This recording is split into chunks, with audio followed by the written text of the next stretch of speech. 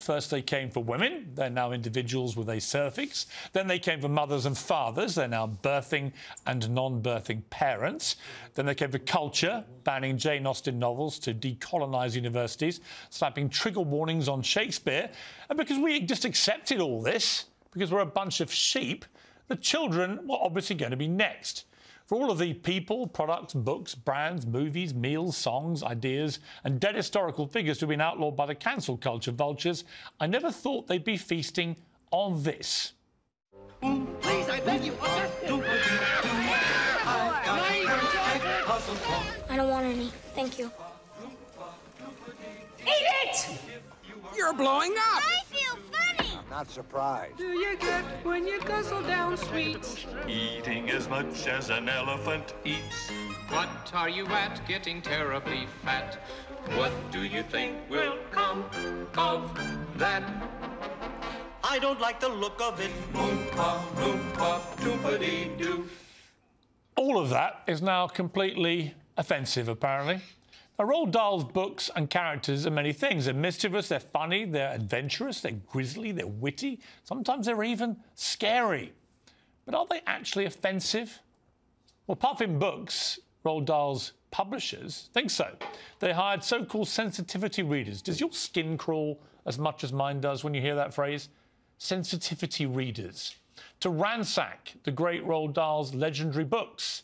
A man who sold 300 million copies of those books, but they thought they could actually do them better. The Thought Police have taken a meat cleaver to some of the best-loved children's stories of all time.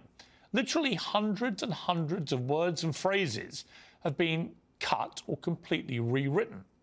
Now, as always, the idea was to make them less offensive. And as ever, they weren't offensive to start with. The offensive thing is their removal. And as ever, the result is now, of course, more offensive to every sensible human being on the planet than anything Dahl himself wrote in his books. In James and the Giant Peach, for example, the cloud men are now cloud people, presumably to avoid upsetting non-binary clouds.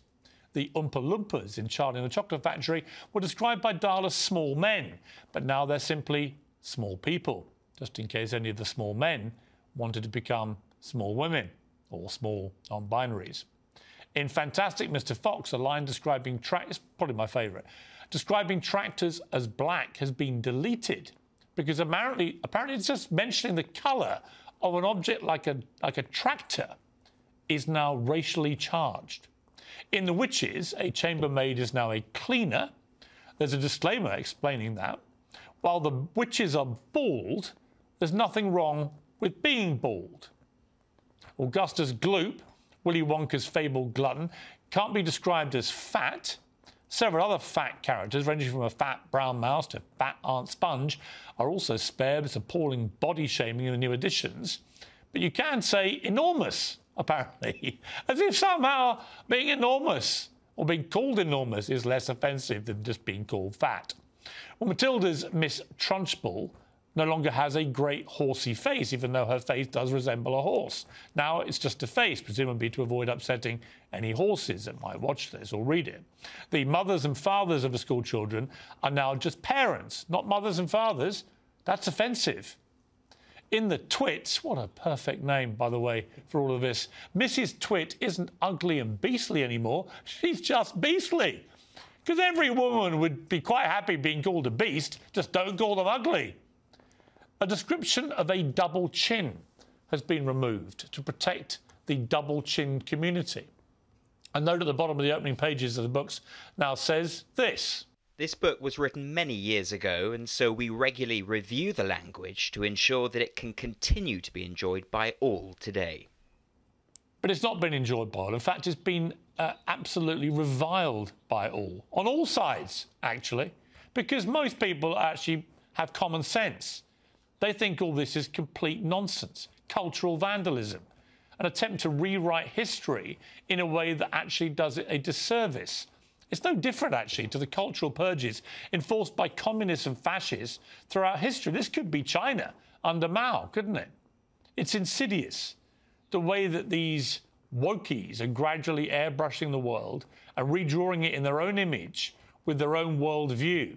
And if you dare stand up to them, you must be cancelled after they've shamed and vilified and abused you.